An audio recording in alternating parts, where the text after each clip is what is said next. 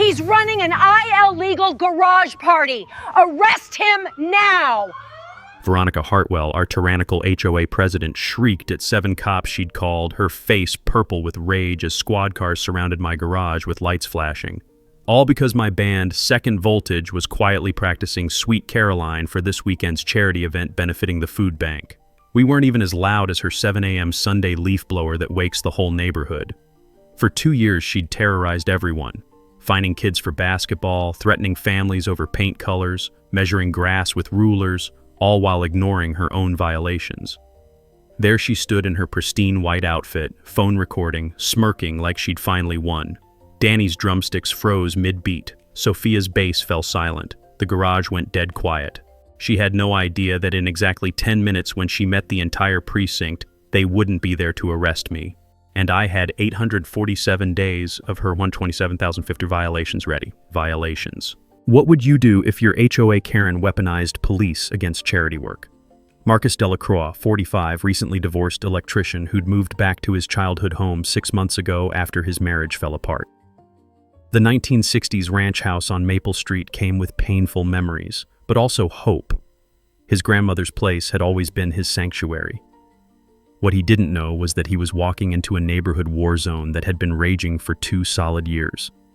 The house sat on an oversized corner lot with a detached 3-car garage that still smelled like motor oil and forgotten dreams. You know that particular scent, WD-40 mixed with old leather and the ghost of Sunday afternoon projects. His late grandfather had been the neighborhood mechanic back when neighbors actually helped each other instead of measuring each other's grass with rulers. 3 months into his fresh start, Zachary discovered salvation through music. He'd picked up guitar during those lonely 2 a.m. divorce nights when sleep felt impossible, and when neighbor Danny Martinez mentioned he played drums, everything clicked. Add Sophia Bellamy from 2 streets over with her bass guitar, and suddenly, Second Voltage was born, named after Zachary's day job and their collective second chance at happiness. They practiced Saturdays 2 to 5 p.m., playing classic rock covers for local charity events. The garage was acoustically treated with moving blankets Zachary had installed himself, creating a sound barely louder than normal conversation. Definitely quieter than the leaf blower that jolted the entire neighborhood awake every Sunday at 7 a.m. sharp. Those first few weeks felt magical. Neighbors actually stopped by to listen. Mrs. Patterson brought lemonade in mismatched mason jars. Teenage Jake helped carry equipment with the enthusiasm only kids have for anything involving amplifiers. Even the mailman would pause to catch a few bars of Hotel California, his truck idling while Danny's drum beat echoed off garage walls. The smell of summer barbecues mixed with acoustic guitar melodies, creating the kind of community Zachary remembered from childhood. Their first charity gig raised $400 for the food bank. Their second brought in $600. By month 3, folding chairs appeared like magic whenever they opened those garage doors. But Zachary hadn't met the neighborhood's self-appointed dictator yet. Veronica Hartwell, 52, real estate agent and HOA president, had been terrorizing Maple Street residents for 2 solid years. She lived in the largest house on the block, a recent renovation funded by her husband's convenient insurance settlement, and treated the entire neighborhood like her personal fiefdom. Here's where it gets interesting. Veronica's reign of terror read like a suburban horror story. She'd forced out the Johnson family with bogus architectural violations after their teenage son's music was allegedly too loud. She'd fined single mom Lisa Rodriguez $400 for her kids' chalk drawings on their own driveway, artwork that washed away with the next rain. The woman measured grass heights with an actual ruler, photographed every perceived violation with CSI-level dedication, and timed sprinkler usage to the exact minute. That white Mercedes SUV with vanity plate HOA boss had become a symbol of suburban oppression, patrolling streets like a shark hunting for blood in subdivision waters. The first time Zachary saw her in action, he was tuning his guitar in the late afternoon sun. The sharp click of designer heels on asphalt cut through peaceful evening air like gunshots. Her expensive perfume hit him from 30 feet away, chemical and aggressive, nothing like the honeysuckle climbing his grandmother's fence. Her voice carried that particular pitch perfected by years of getting your way through pure volume. 2 months into Zachary's musical resurrection, the inevitable happened. Veronica appeared at his garage door with measuring tape, decibel meter, and the kind of clipboard that meant someone's weekend was about to get ruined. "This commercial activity violates Section 12.3 of Community Standards," she announced without bothering with human pleasantries. Her manicured finger pointed at their modest setup like she was identifying a meth lab. What Zachary didn't realize yet was that the annual community safety fair was scheduled for this exact Saturday. Police, fire department, and city council members would be arriving in just hours. A timing coincidence that would turn Veronica's next move into the spectacular mistake that would end her HOA career forever. Veronica's first move was textbook psychological warfare, death by 1,000 paper cuts. The morning after she'd discovered our garage band practice, Zachary woke up to find 5 separate violation notices tucked under his windshield wipers like parking tickets from hell. Grass height exceeding 3.2 inches, recycling bin placed 6 hours early, garden gnome deemed architecturally inconsistent, vehicle parked 2 inches too close to his own property line, and the crown jewel, unauthorized gathering in his residential garage. Total damage, $375 for one Saturday afternoon of acoustic guitar. Marcus stood in his driveway holding the citations, feeling that familiar burn in his chest that meant someone was about to learn a very expensive lesson. The smell of fresh-cut grass filled the morning air, ironic, considering his grass was apparently a criminal enterprise. Mrs. Patterson's coffee pot gurgled next door, the sound of normalcy in a world gone completely insane. But here's what Veronica didn't understand about electricians. We read blueprints, property surveys, and municipal codes like other people read cereal boxes. 20 years of interpreting technical documents had taught Zachary that when someone weaponizes rules for sport, you better make damn sure your own house is bulletproof. And more importantly, you better check if theirs is. That afternoon found Zachary at the county clerk's office, a musty building that smelled like old paper and bureaucratic resignation. Helen, the tired clerk who'd witnessed every property dispute since Reagan was president, greeted him with a knowing smile. "Let me guess, Veronica Hartwell?" Helen pulled out a file drawer thick with complaints. "Honey, you're not her first victim, but you might be her last if you're smart about this." Buried in those yellowing documents, Zachary discovered something beautiful. His grandfather had built that garage in 1962, and the original HOA covenant from 1987 specifically protected pre-existing mechanical workshops and related activities on his exact lot. Zachary had been reading electrical codes since he was 16. Property law wasn't that different. The grandfathered clause meant every citation Veronica had written was legally worthless. But Zachary wasn't just another angry neighbor with a grudge. While researching his own property, he noticed something that made his electrician's brain light up like a circuit diagram. Veronica's pristine driveway, the one she was so proud of after her insurance-funded renovation, appeared to extend beyond her property line on the survey map. Marcus pulled his measuring tape from his truck, old habits from years of calculating electrical runs. 8.3 inches of concrete sitting on city property. He'd seen enough municipal code violations during permit inspections to know this was a big one. The city doesn't mess around with right-of-way encroachments. Snow plows, emergency vehicles, utility access, all depend on those boundaries being clear. A quick check of the building permits showed the work finished 847 days ago. Municipal code was crystal clear, $150 per day until corrected. Zachary did the math twice, then a third time just to savor it. $127,050 in accumulated fines, plus removal costs, plus the delicious irony of watching someone who weaponized violations get buried under the biggest violation in town history. The next 3 days felt like Christmas morning stretched into a long weekend. Zachary documented everything with his phone camera, the shutter clicks sounding like ammunition being loaded. The concrete was definitely over the line. No question, no argument, no wiggle room for Veronica's usual intimidation tactics. Meanwhile, her harassment campaign intensified. Danny mentioned Veronica had suggested at the grocery store that he find more appropriate musical outlets. Sophia received a formal letter questioning whether her frequent visits violated guest parking restrictions. Classic bully behavior. Isolate the target by terrorizing their support system. But Zachary had learned something about bullies during his divorce proceedings. They're only powerful when you don't know the rules better than they do. On Thursday evening, he filed his formal appeal with the HOA board, citing grandfathered status and requesting a public hearing. He also slipped a quiet information request to the city planning department about potential right-of-way violations in the Maple Street area. The beautiful thing about bureaucracy is that once you file the right paperwork, the machine starts grinding whether Veronica likes it or not. Friday afternoon brought the perfect setup. Zachary was in his garage tuning his guitar when Veronica's Mercedes cruised past for the fourth time that day. Apparently, surveillance was her new hobby. Tomorrow was Saturday.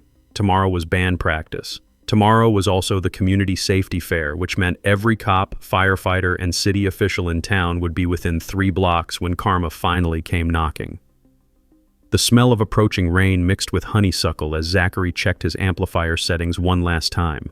Storm clouds were gathering on multiple fronts, and Veronica had no idea she was standing in the worst possible place when lightning was about to strike.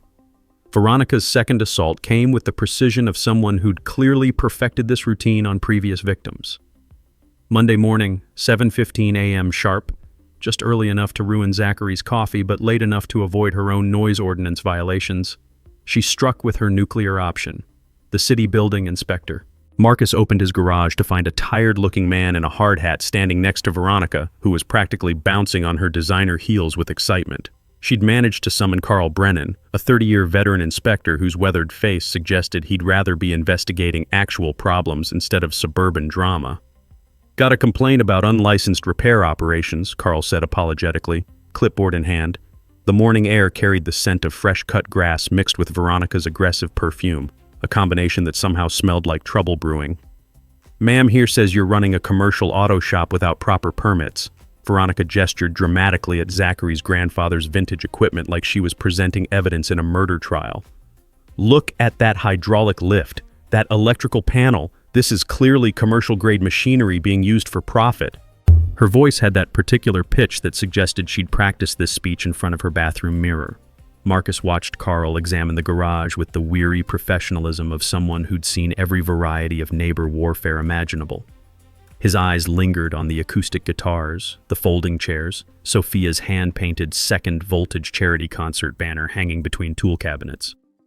"Ma'am," Carl said slowly, running his hand over the vintage hydraulic system, "I'm seeing band equipment and some old tools.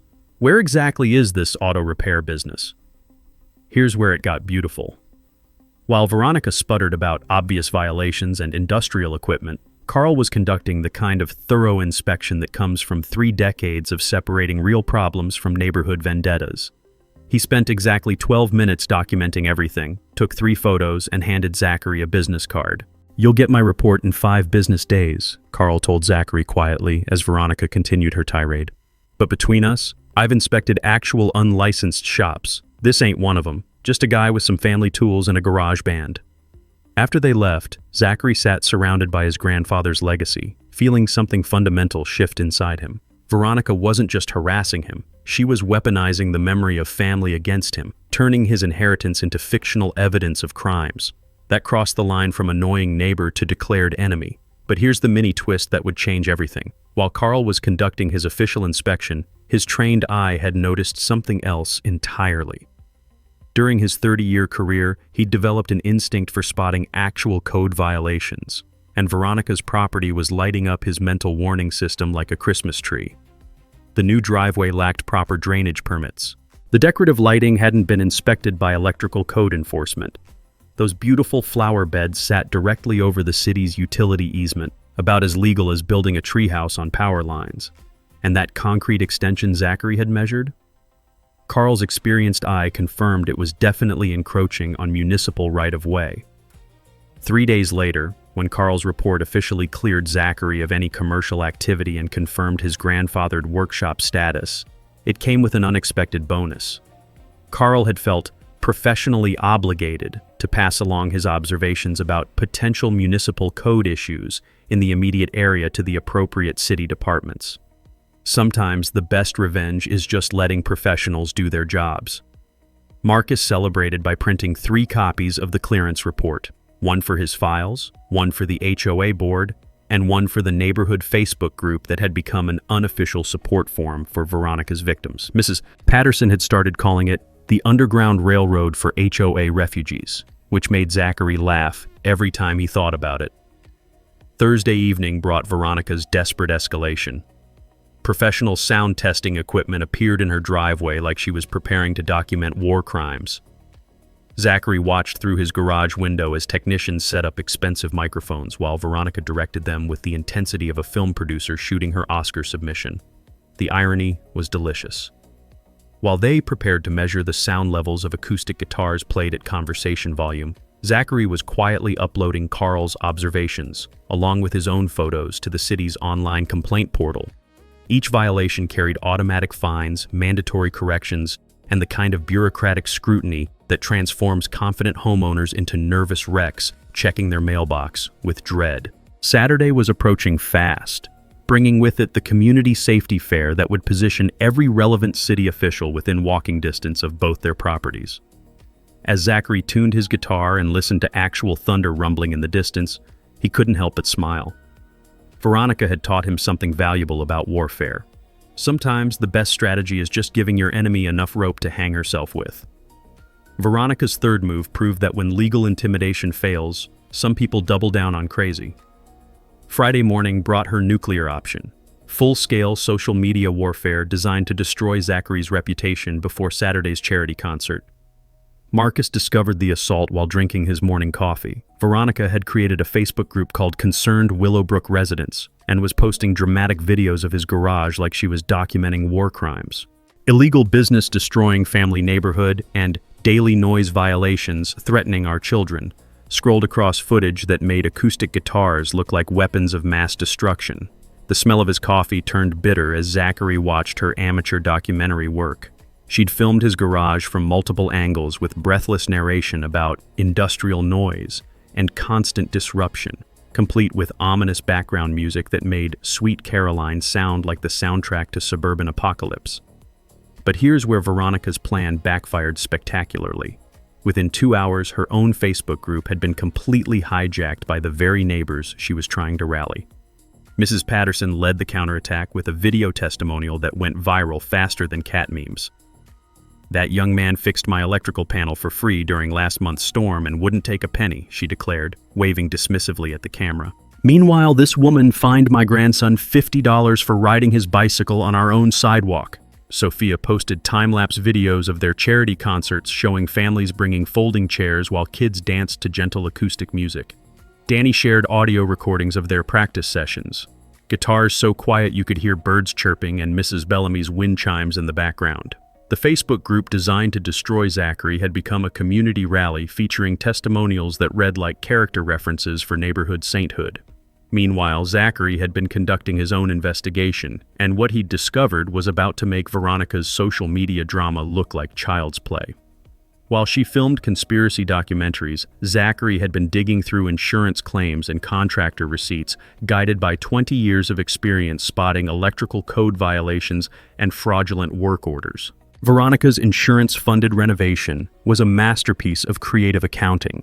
The claim listed $89,000 in storm damage, but actual contractor receipts showed $51,000 in legitimate work. The missing $38,000 had been allocated to mysterious landscaping and drainage improvements that existed only on paper. Marcus had encountered insurance fraud during his apprenticeship when a contractor tried billing phantom electrical work. Insurance companies investigate discrepancies like bloodhounds following a scent trail, and $38,000 worth of fictional landscaping would trigger the kind of investigation that ruins careers and sometimes involves handcuffs.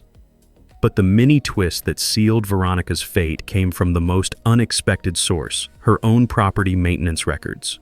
While researching municipal permits, Zachary discovered that Veronica had filed complaints about her neighbor's landscaping, affecting drainage on her property. The irony was beautiful. She'd officially documented that her expensive drainage improvements weren't working, essentially admitting that the $38,000 insurance claim was either incompetent or fraudulent. Wednesday brought the sound of Veronica's world cracking apart.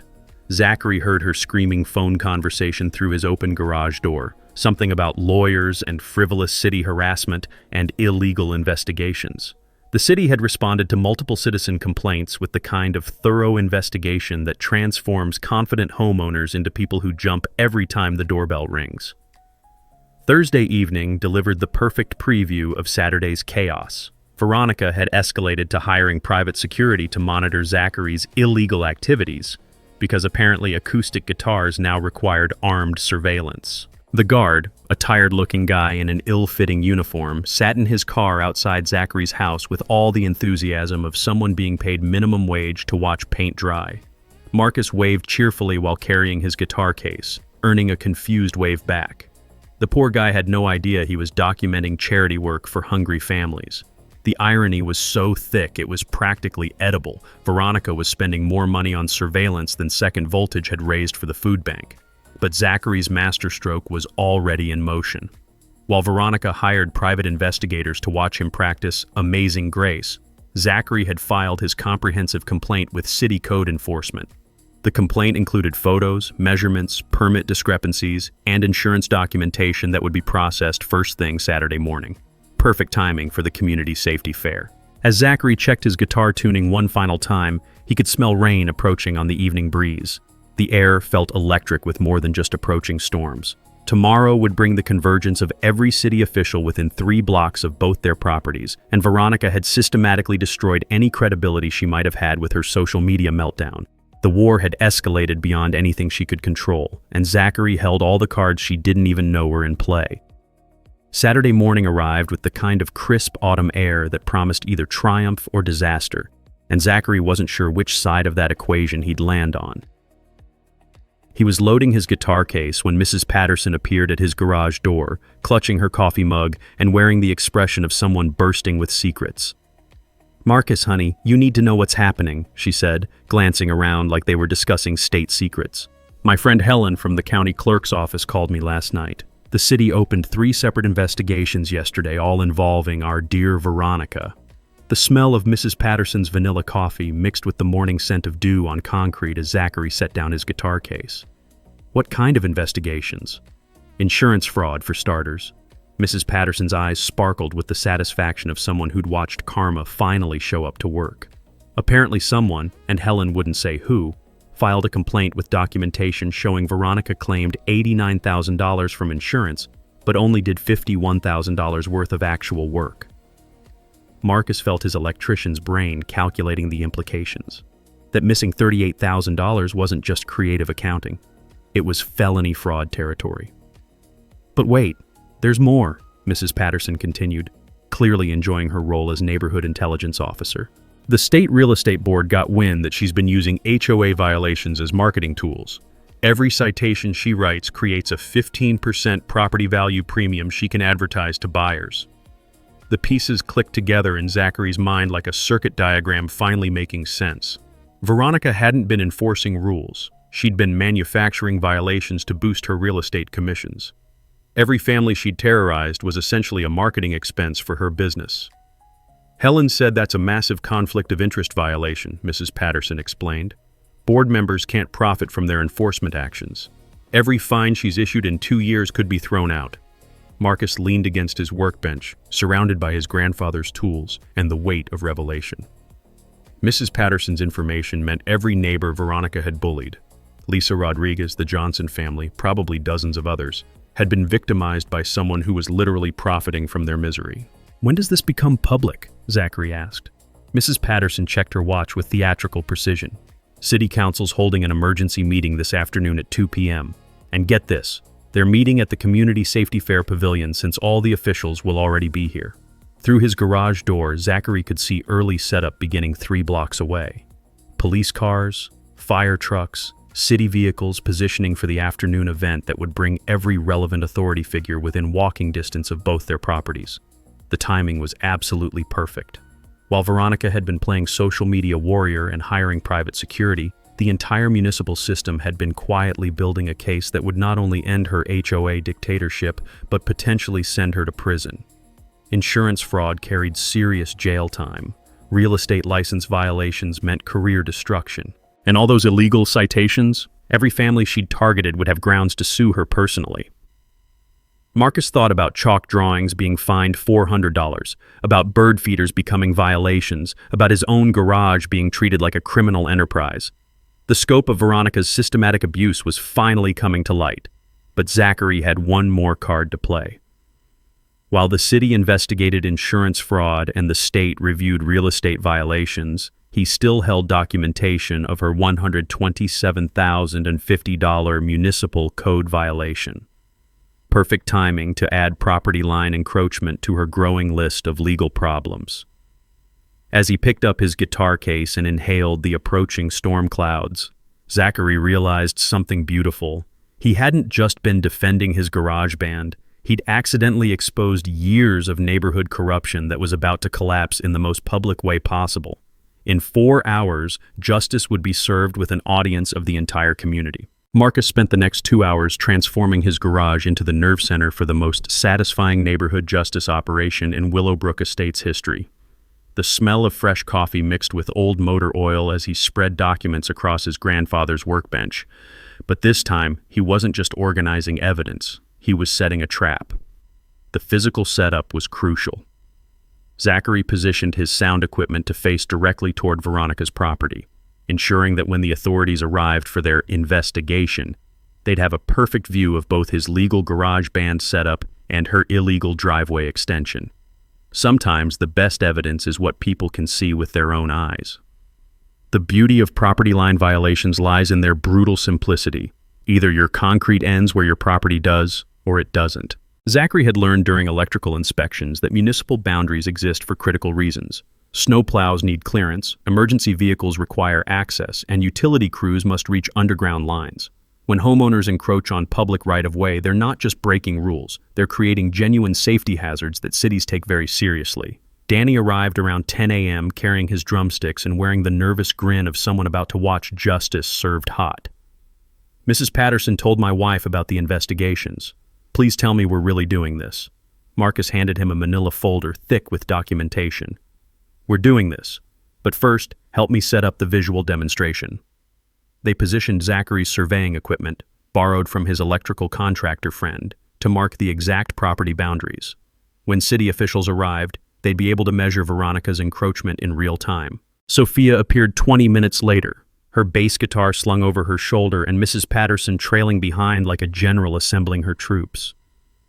The older woman carried a covered dish that smelled like cinnamon and righteous indignation. "Thought you might need sustenance for the battle," Mrs. Patterson announced, setting down cookies that somehow managed to smell like impending victory. "Besides, I've endured that woman's harassment for 2 years. I'm not missing the finale." The strategy session that followed was part military planning, part group therapy session. Sophia had compiled testimonials from 12 different families Veronica had terrorized, a documented pattern of abuse that would make any city council member uncomfortable. The stories shared a common theme: systematic targeting of working families, elderly residents, and single parents who couldn't afford legal challenges. Danny had researched the Community Safety Fair timeline and confirmed that Police Chief Martinez, Fire Marshal Thompson, and 3 city council members would arrive at 1:30 p.m. for the opening ceremony. Perfect timing for Zachary's presentation during the public comment period. "Here's our ace in the hole," Zachary explained, showing them photos of Veronica's driveway extension. While she's been measuring everyone else's grass with rulers, her own property has been illegally occupying city land for 847 days. The math is simple. $150 daily fine times 847 days equals $127,050 in accumulated violations. Mrs. Patterson's eyes sparkled with anticipation. "And she has no idea?" "She will in about 3 hours," Zachary replied, feeling the satisfaction of someone who'd spent months building an airtight case. Along with the insurance fraud investigation, real estate license review, and conflict of interest charges. The group spent the next hour rehearsing their coordinated presentation. Sophia would address the community impact of systematic HOA abuse. Mrs. Patterson would provide historical context about Veronica's 2-year reign of terror. Danny would present testimonials showing the pattern of targeting vulnerable families. Marcus would handle the technical demonstration, live measurements using surveying equipment that would make Veronica's violation undeniable in front of witnesses. 20 years of electrical inspections had taught him that the best evidence doesn't require interpretation. It simply exists. "Remember," Zachary emphasized as they organized their materials, "we're not seeking revenge. We're exposing abuse of authority to protect future families from experiencing what we've endured. As noon approached, storm clouds gathered both meteorologically and metaphorically. The community safety fair setup was reaching full intensity 3 blocks away, with official vehicles positioning like chess pieces for the afternoon's endgame. Zachary could taste the electricity in the humid air, perfect atmospheric drama for public revelations. His team dispersed to prepare for the confrontation, leaving Zachary alone in the garage surrounded by his grandfather's legacy and the evidence that would end a neighborhood dictator's career. The old tools seemed to approve silently, having witnessed decades of honest work in this space where justice was finally being assembled. Through his garage door, Zachary could see Veronica's house in the distance, her illegal driveway gleaming innocently in the pre-storm light. In 90 minutes, every relevant authority figure would gather within sight of that concrete evidence, and she'd discover that weaponizing harassment against neighbors was about to cost her everything. The trap wasn't just set, it was about to be sprung in front of the entire community. Veronica's final desperate gamble arrived at exactly the worst possible moment, 12:30 p.m., just as the community safety fair was reaching full setup mode 3 blocks away. Zachary was testing his guitar amp when he heard the distinctive screech of expensive tires, followed by the kind of car door slam that suggests someone has completely lost their grip on sanity. Through his garage window, Zachary watched Veronica storm up his driveway, clutching a legal briefcase like a weapon and wearing the expression of someone who'd decided to burn down the village to save it. "Marcus Delacroix!" she shrieked, her voice cutting through the peaceful Saturday afternoon like a chainsaw through silk. "You are hereby served with an emergency restraining order. This harassment ends now." The smell of approaching storm mixed with her panic sweat as she thrust a manila envelope at him with shaking hands. Zachary accepted the papers with the steady calm of someone who'd been expecting exactly this move, though the timing was more desperate than he'd anticipated. Emergency injunction request. Filed at 11:15 a.m. Veronica was claiming Zachary had engaged in systematic stalking, property surveillance, and coordinated harassment, requiring immediate judicial intervention. She wanted a court order preventing him from attending any public community events, specifically today's safety fair. The legal strategy was actually brilliant in its desperation. No Zachary at safety fair meant no public presentation of evidence. No public presentation meant her violations might escape community scrutiny. No community scrutiny meant she might survive the insurance fraud investigation with her reputation intact. But Zachary had learned something about legal warfare during his divorce proceedings. Desperate people make critical mistakes when they're running out of time. "Interesting timing, Veronica," Zachary said, pulling out his phone to photograph the restraining order. "Filing emergency legal paperwork 2 hours before a community event you know I'm planning to attend. Almost like you're trying to silence public participation in civic proceedings."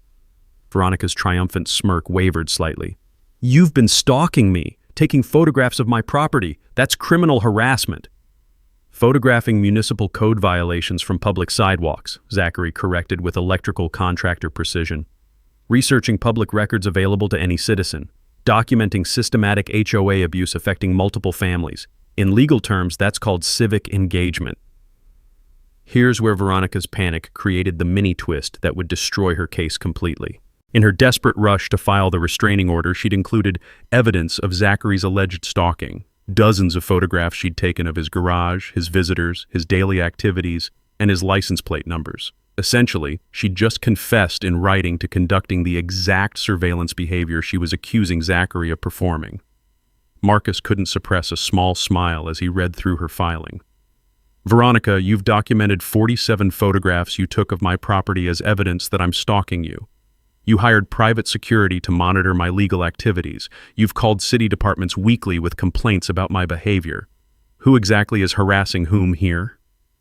The realization hit Veronica's face like cold water.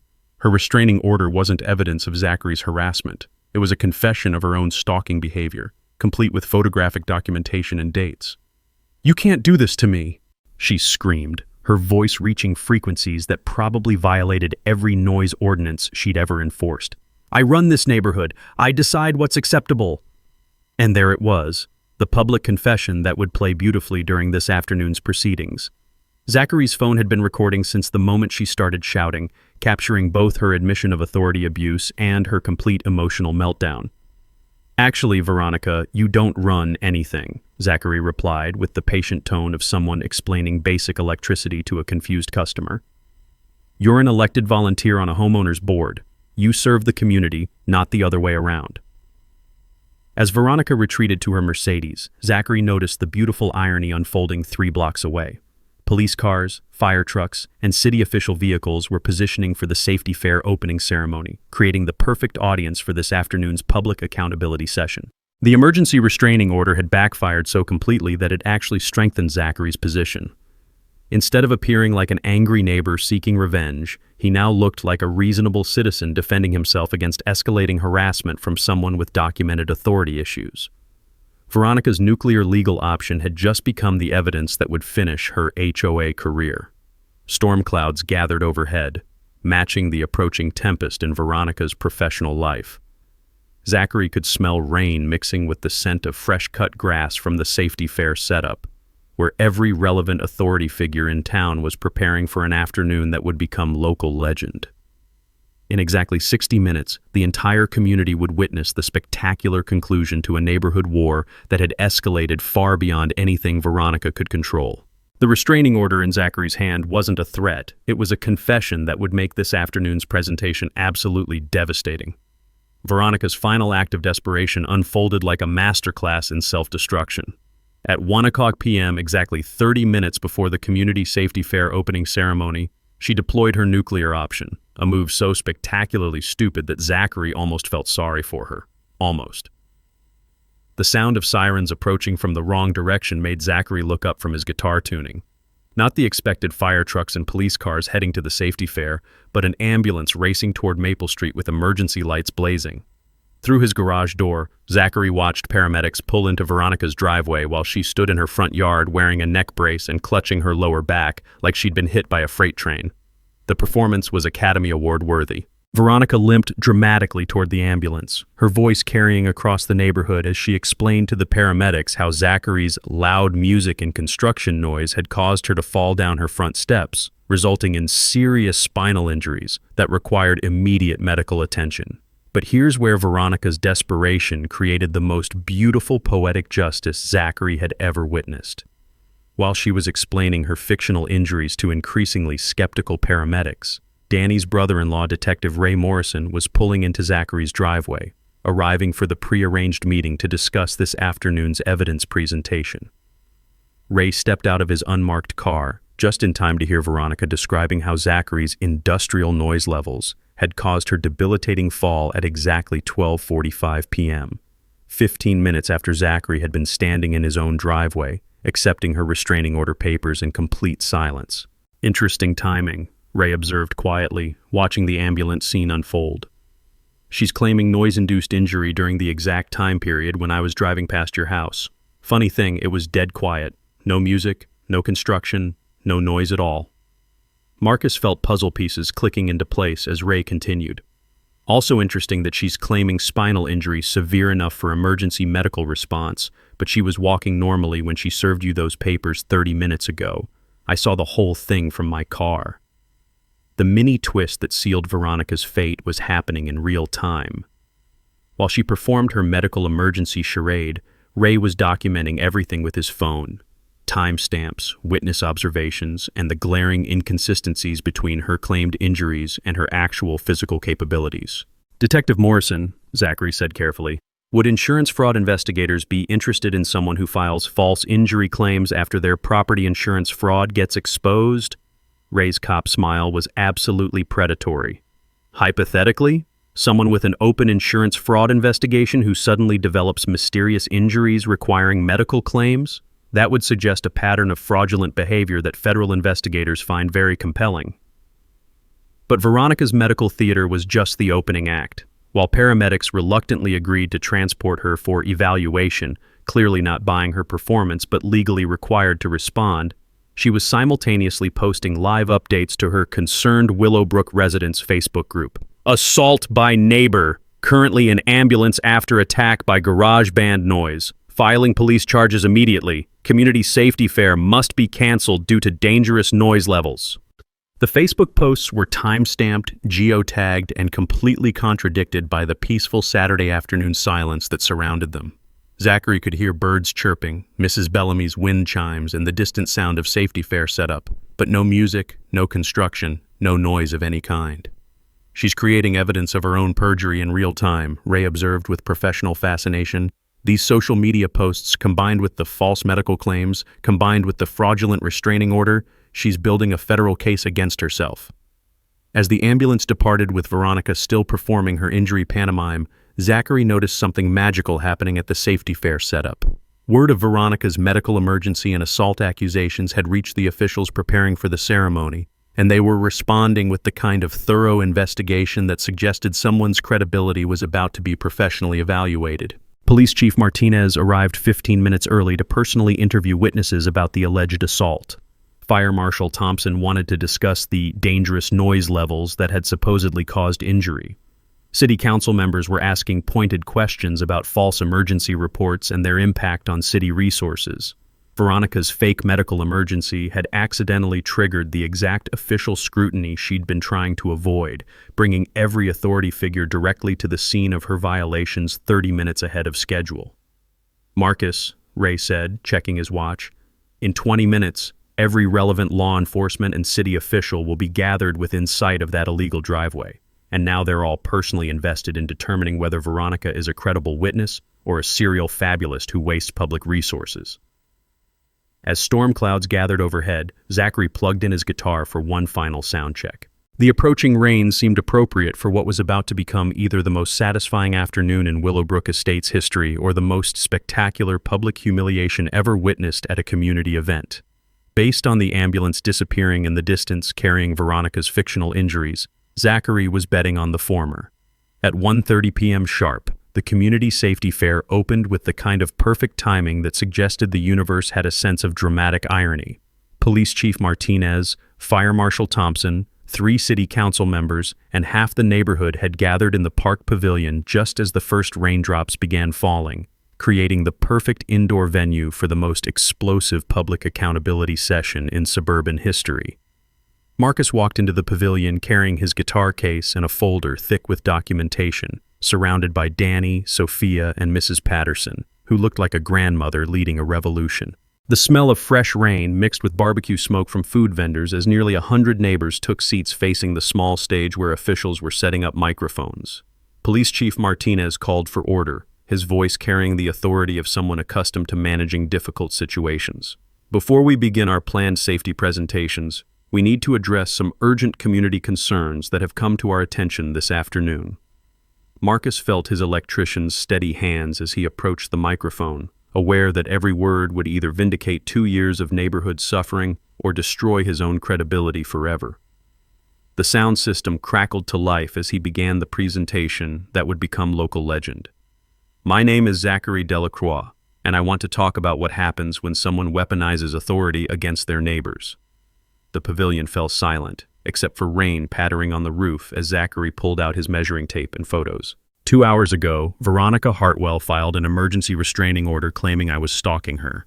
1 hour ago, she called an ambulance claiming my garage band caused her serious injury. 30 minutes ago, she posted on social media demanding this safety fair be canceled due to dangerous noise levels. Marcus gestured toward the peaceful afternoon around them. "As you can hear, there is no noise. There has been no music today. There was no assault. What there has been is a systematic campaign of harassment against multiple families in our neighborhood." Chief Martinez leaned forward with professional interest. "Mr. Delacroix, you mentioned documentation?" The visual demonstration that followed was pure electrician precision. Zachary unfolded his measuring tape and walked to the pavilion's large windows overlooking Veronica's property. With Chief Martinez and Fire Marshal Thompson watching, he pointed out the exact location of her illegal driveway extension. 847 days ago, Veronica Hartwell completed a renovation that extends her concrete driveway 8.3 inches into city-owned right-of-way. Municipal Code 14.2.7 requires $150 daily fines until corrected. Zachary pulled out his phone calculator. $150 times 847 days equals $127,050 in accumulated violations. The crowd stirred as the implications sank in. Here was someone who'd been terrorizing neighbors over grass height while sitting on the biggest property violation in town history. But Zachary wasn't finished. While measuring everyone else's compliance with rulers, Veronica has been using HOA enforcement statistics to boost her real estate commissions by 15%. Every citation she's written directly benefits her business, a conflict of interest that invalidates 2 years of enforcement actions. City Councilman Rodriguez stood up, his face grave. Mr. Delacroix, are you alleging systematic abuse of municipal authority for personal profit? I'm presenting documented evidence, Zachary replied, handing over his comprehensive folder. Insurance fraud investigation opened yesterday, real estate license review in progress, right-of-way encroachment confirmed by photographic evidence, all while she's filing false police reports and fraudulent injury claims. The mic drop moment came when Mrs. Patterson took the microphone with the righteous fury of someone who'd endured 2 years of tyranny. This woman fined my grandson for riding his bicycle on our own sidewalk. She forced the Johnson family from their home over fictional violations. She's terrorized every working family, elderly resident, and single parent in this neighborhood while profiting from our misery. The pavilion erupted as neighbors began sharing their own stories. Lisa Rodriguez described $400 in fines for her children's chalk drawings. Jake's mother explained how basketball hoops became noise violations. Elderly Mr. Kim shared how bird feeders became unsanitary conditions. Chief Martinez raised his hand for silence. Based on what we've heard today, the city will be conducting comprehensive investigations into all HOA enforcement actions over the past 24 months. We'll also be reviewing emergency response protocols to prevent abuse of city resources. Fire Marshal Thompson added, "The property line violation will be addressed immediately. Right-of-way encroachments affect emergency vehicle access. This is a serious public safety issue." As Zachary returned to his seat, rain began falling harder on the pavilion roof, creating the perfect soundtrack for justice being served. Through the windows, he could see Veronica's house in the distance, her illegal driveway now officially documented as evidence in multiple municipal investigations. The war was over. Veronica had destroyed herself so thoroughly that Zachary almost felt sorry for her. Almost. 6 months later, Zachary stood in his garage tuning his guitar while the sound of children's laughter drifted in from the street. The smell of fresh coffee mixed with the scent of Mrs. Patterson's famous cookies as neighbors gathered for Second Voltage's Saturday afternoon charity concert, now a beloved neighborhood tradition that had raised over $8,400 for the local food bank. Veronica Hartwell's reign of terror had ended with the kind of complete destruction that made Greek tragedies look understated. The emergency restraining order was dismissed within 24 hours, with the judge noting that her own evidence contradicted her claims. The fake injury lawsuit collapsed when security camera footage from 3 different angles showed her walking normally before and after her alleged spinal trauma. The insurance fraud conviction came first, 18 months in federal prison plus $47,000 in restitution for fictitious renovation claims. The real estate license revocation followed, ending her 20-year career in property sales. The HOA conflict of interest charges resulted in every citation she'd issued being declared invalid, triggering an avalanche of lawsuits from families seeking damages for wrongful harassment. But the $127,050 municipal violation was Zachary's personal favorite. The city had demanded immediate removal of her illegal driveway extension, plus accumulated fines, plus legal costs for forcing municipal action. Veronica's pristine concrete monument to suburban oppression was jackhammered into rubble on a Tuesday morning while the entire neighborhood watched from lawn chairs. The house went on the market 3 weeks later, selling for $89,000 below asking price after word spread about the legal troubles. Veronica moved to a small apartment across town where she couldn't measure anyone's grass or fine children for playing basketball. Marcus had transformed the neighborhood in ways that went far beyond ending one woman's dictatorship. The garage band concerts had evolved into monthly community gatherings featuring rotating local musicians, potluck dinners, and fundraising for various causes. Mrs. Patterson organized a neighborhood watch program that focused on helping elderly residents rather than citing violations. Sophia started a community garden where Veronica's surveillance cameras used to monitor property lines. The Second Voltage Music Scholarship had grown into a $12,000 annual fund supporting underprivileged kids throughout the city. 18 students had received instruments and lessons, creating a pipeline of young musicians who regularly performed at community events. Danny had quit his day job to teach drums full-time, turning his passion into a career that served the community. Marcus found personal healing through the experience in ways he hadn't expected. The garage that had once represented his grandfather's legacy now symbolized his own ability to stand up for what was right. The divorce that had driven him back to his childhood home had ultimately led him to discover a community worth fighting for. The legal victory had attracted national attention, with Zachary appearing on 3 different podcasts about HOA reform and neighborhood organizing. The story had inspired similar resistance movements in 12 different states, proving that documented evidence and persistent community organizing could defeat even the most entrenched suburban tyrants. But the real transformation was visible every Saturday afternoon when families gathered in his garage for music, food, and the kind of genuine community that Veronica had tried so hard to destroy. Children who'd been fined for chalk drawings now performed on makeshift stages. Parents who'd been terrorized over mailbox placement now organized charity drives and block parties. The garage itself had become a symbol of resistance throughout the region, with visitors stopping by to see the place where one electrician had taken down an entire corrupt HOA system using nothing but documentation, persistence, and the power of community solidarity. As Zachary plugged in his amplifier for another afternoon of music and neighbors, he reflected on what he'd learned about the nature of suburban power. Bullies only succeeded when good people stayed silent and isolated. When the community organized around shared values of fairness and mutual support, even the most entrenched authority couldn't survive public accountability. The sound of tuning guitars mixed with the chatter of neighbors setting up folding chairs as storm clouds gathered on the horizon, promising afternoon rain that would send everyone into the garage for an intimate acoustic session. Marcus smiled, remembering Veronica's prediction that garage band practice would destroy the neighborhood. She'd been right in one sense. It had destroyed her version of the neighborhood, replacing fear and harassment with music, community, and the radical idea that neighbors should actually like each other.